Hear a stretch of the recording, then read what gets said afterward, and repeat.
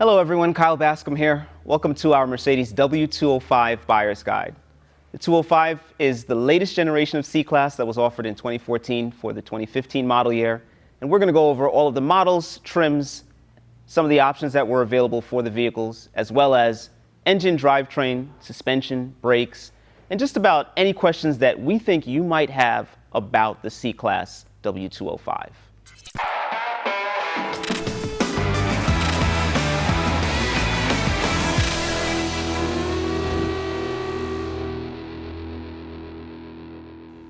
So when Mercedes first introduced the C-Class in the early 90s, it was an entry-level vehicle at a very low price point to get prospective luxury buyers into the market. So this was the smallest vehicle that Mercedes offered at the time. However, it was still very over-engineered, very much still a Mercedes-Benz. With subsequent generations, the vehicles became a little bit larger, they introduced more luxury features, and for the W205, which was introduced in 2014, the C-Class was no longer the entry-level sedan. Now you had your CLA to fill that spot. And as a result, the C-Class is more upmarket, offers more features than it ever has, and we're going to go over a lot of those features today. The W205 was the successor to the beloved W204 model, and it's technically the fifth generation of the C-Class. The models that were offered were the C300, C350E, C400, C450 AMG, C43 AMG, C63 AMG, and C63 AMG S. So those are all of the models offered for the W205 chassis. We're going to go through each of the models individually and let you know what they mean and what differentiates them later in the video. So if you're looking to buy one of these W205 models, prices are going to range drastically. If we're talking about a higher mileage C300 like the one that we purchased that's sitting behind me, you can probably pick one up for $15,000 to $16,000.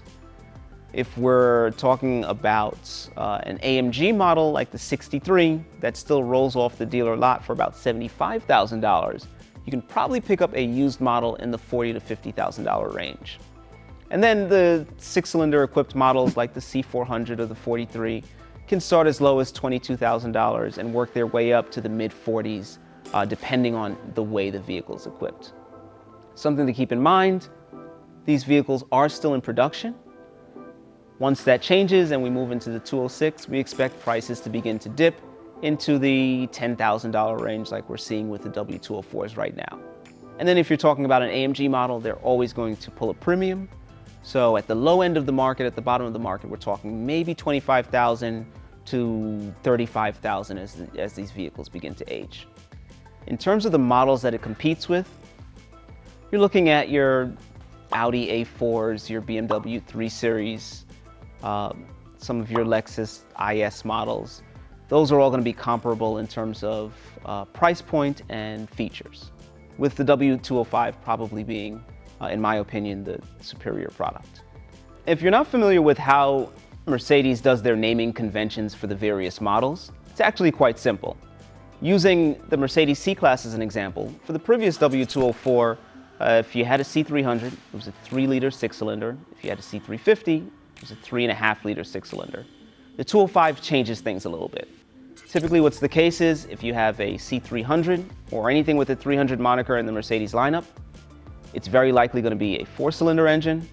The 400s in the lineup, such as the C400, 450, and 43, those are going to be your V6 variants, and your 63s are typically your 4-liter V8 variants. Now that you have a better idea of how Mercedes does their naming convention, we're going to take a deep dive into the engines that were offered in the W205 platform. When it comes to the engines offered in the W205, a lot has changed, especially compared to the last two generations. In the past, you had various 6-cylinder and even 8-cylinder models, displacements ranging from about 2.5 liters all the way up to 6.2. Everything has downsized now, and everything is turbocharged. Starting with the C300, it was offered with the highly debated M274 4-cylinder engine. The M274, if we're talking about power figures, is a 2-liter turbocharged engine that makes 241 horsepower and 273 pound-feet of torque. I say highly debated because when you think of Mercedes, you think of a luxury vehicle it's typically going to be equipped with a smooth V6 or V8 power plant. In this case, it's a 2-liter direct injected turbo 4. So despite this 2-liter turbocharged engine having more displacement than the outgoing model, it offered much better fuel economy and 20% more horsepower and torque than the outgoing M271 engine. It offered better drivability and was faster than the outgoing model, was also on par in terms of 0 to 60 acceleration with other class-leading models such as the BMW 4 Series or the Audi A4. Additionally, the M274 engine was also offered in the C350E. So now you got 2-liter turbocharged 4-cylinder plus electric drive for additional torque and horsepower and even better fuel economy. So moving on from the M274, you have the M276 V6 engine. The M276 V6 engine you might be familiar with from the W204 chassis when it was offered as a naturally aspirated 3.5-liter engine. Mercedes downsized this to 3 liters and added 2 turbochargers. This engine package normally produced around 362 horsepower and 384 pound-feet of torque. Beginning in 2015, your M276 equipped model was the C400. In subsequent years, Mercedes changed the naming convention. So in 2016, it was now under the AMG moniker as a C450 AMG, and in 2017 and later models, it was known as the C43 AMG. With these M276 bi-turbo models, Mercedes essentially offered a mid-range AMG model, something a little more accessible than your more expensive C63. The C43s, 400s, and 450s were offered around the $60,000 price point, but still offered comparable performance to the previous generation W204 C63. This was a vehicle that could get to 60 in 4.1 seconds, which is extremely fast considering that it was a mid-range AMG product. Moving away from the C43 models and into the C63, those were powered by your 4-liter M177 twin turbocharged V8 engines. You had your C63 and your C63 S. C63s made 469 horse and 479 pound-feet of torque. C63 S models made over 500 horsepower and 516 pound-feet of torque. The 4-liter V8 is very important because this is the last time you're going to see Mercedes equip the C63 with a V8 engine. How fast are these V8 models? The C63 and C63 S can do 0 to 60 in about 3.7 seconds. Does the quarter in 11.9. That's only a tenth slower than the Mercedes AMG GT supercar, while allowing you to sit 2 additional adults in the back. Now that we've discussed the engines, let's discuss the transmissions that these models were equipped with. So when it comes to the transmissions on the W205 models, there were only 2 offered. The carryover 7-speed transmission known as the 7229, where Mercedes basically just kept the mentality of, if it's not broken, no need to fix it. The 7229 was improved with changes mechanically and some changes to the software, but for the most part it's the same transmission that's been offered since the 2004 model year. Starting in 2017 with the C43, Mercedes introduced the 9-speed transmission, and that transmission was known as the 725.0 internally. And then after introducing it on the C43, they started rolling it into other models such as the C300, and eventually even the C63 AMG models got the 9-speed transmission. If we're talking about drivetrain layout, all of the V6 models were offered with 4MATIC, albeit the AMG Performance 4MATIC, which is more rear biased, but they were all offered with 4MATIC. C300s could be optioned as rear-wheel drive or 4MATIC models, and the C350E was only available as a rear-wheel drive model. Now, if we're talking about the 63 or 63 S models, those could only be optioned with rear-wheel drive. There isn't much in the way of visual indicators to determine if you're looking at a 4MATIC versus a rear-wheel drive model, but something to keep in mind is in most instances, if it is a 4MATIC equipped model, it will have the little 4MATIC badge on the corner of the trunk.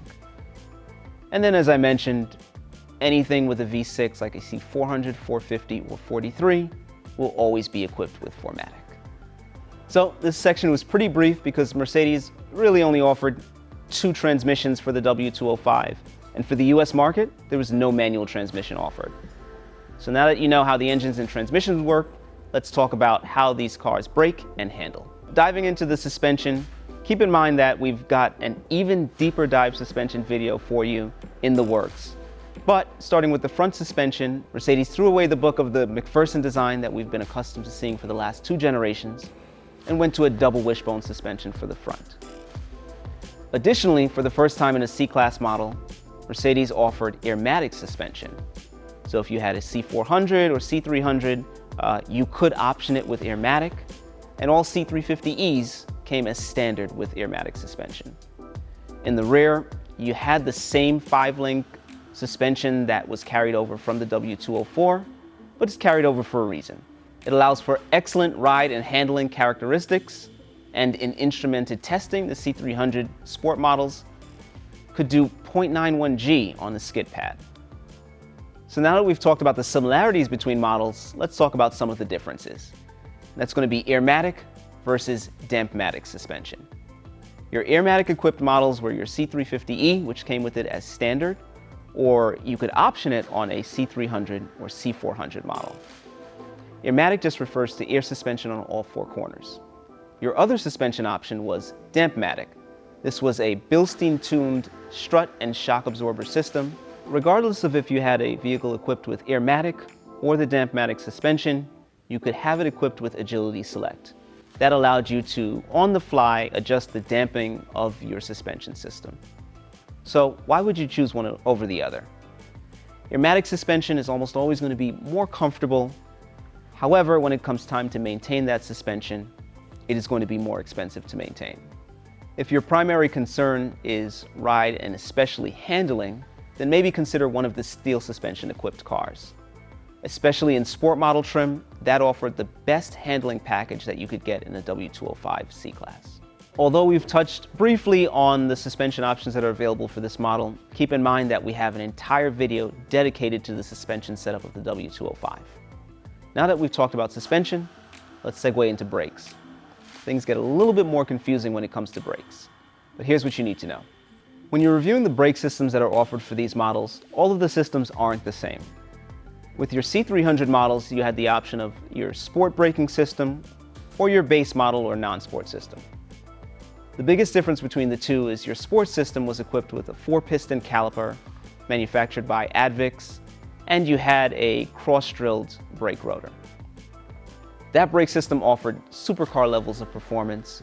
If we're talking about the numbers, it could stop from 70 miles an hour in 157 feet. Those are numbers on par with the SLS AMG supercar that was offered 10 years prior. If we're talking about our V6 equipped models, they were all also equipped with that same 4-piston style caliper, just with even larger brake discs.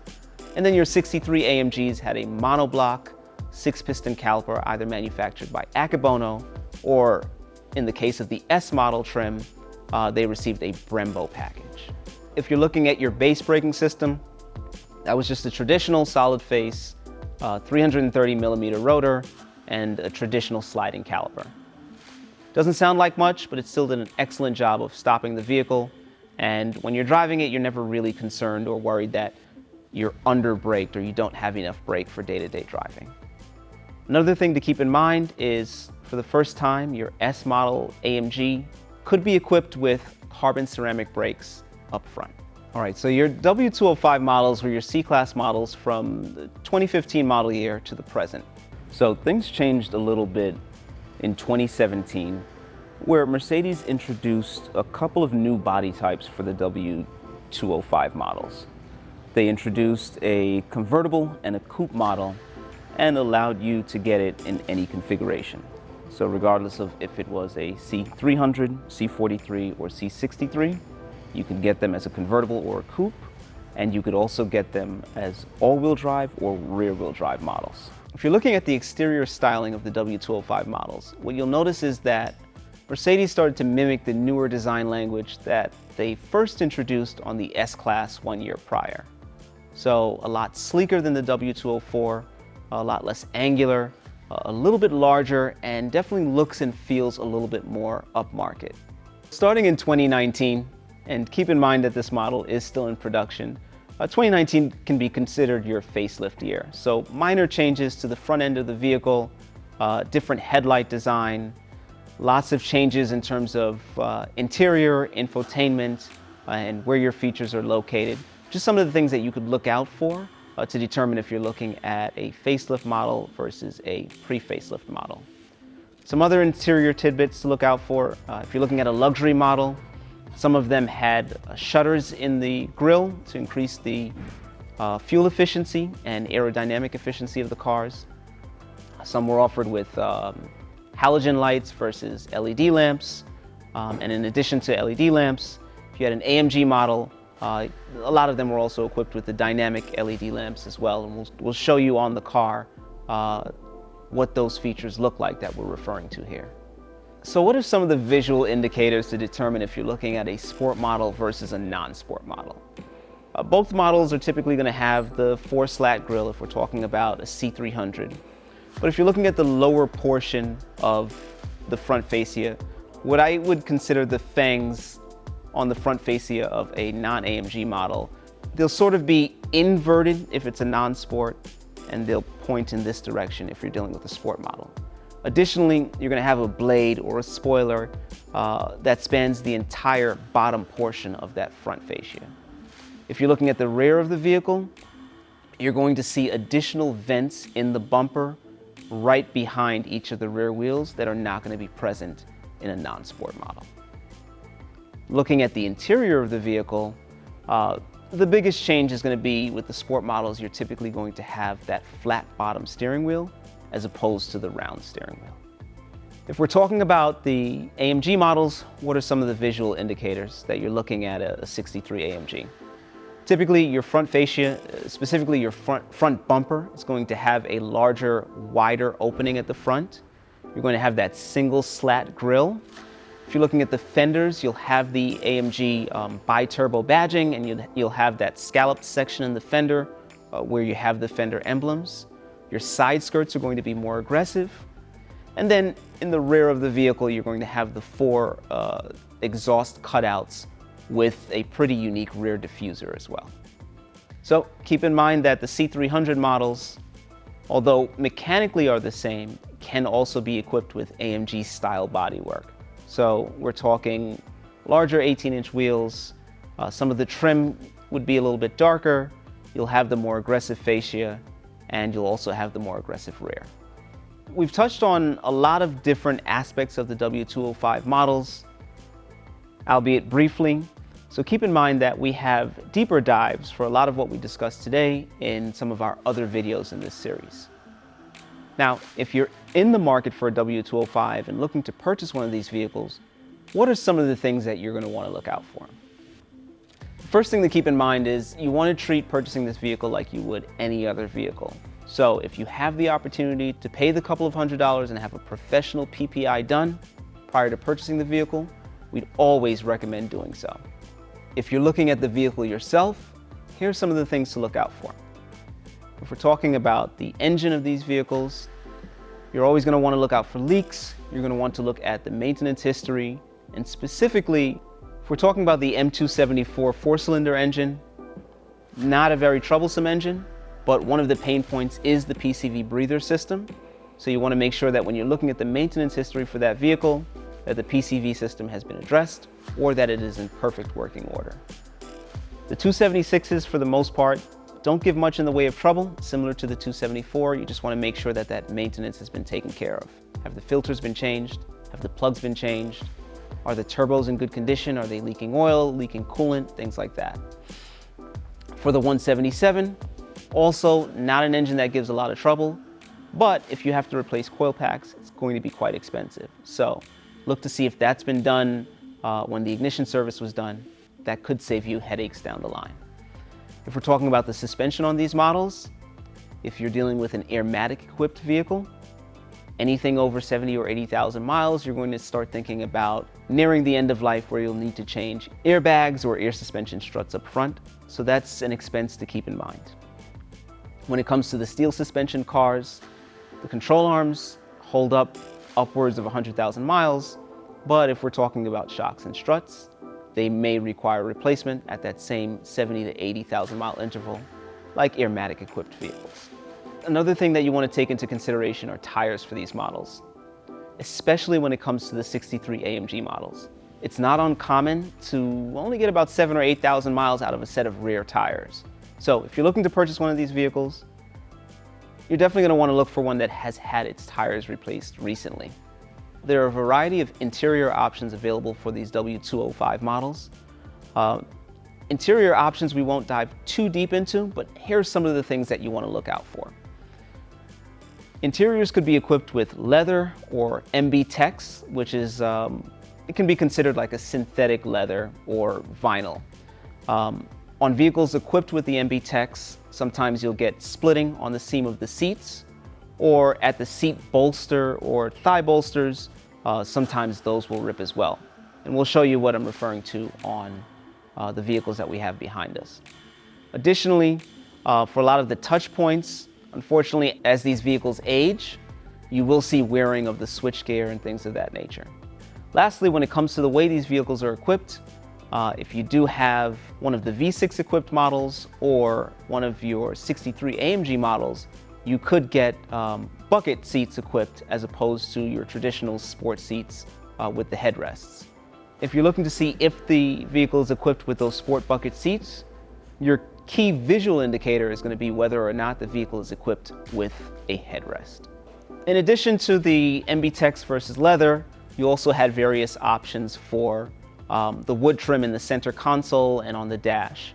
A new option for the wood veneers was an open pore style wood, or you could even get a sport trim like a carbon style or carbon look trim in your center console area, as well as on the dash and the door trim. Well, this concludes our W205 buyer's guide, but keep in mind we've got a lot of other videos in the series and we've got a lot of other videos in the pipeline. Additionally, if there's something you'd like to see, be sure to leave it in the comments below. If you know other Mercedes owners that'll be interested in this content, be sure to share it, like and subscribe. Thanks for watching.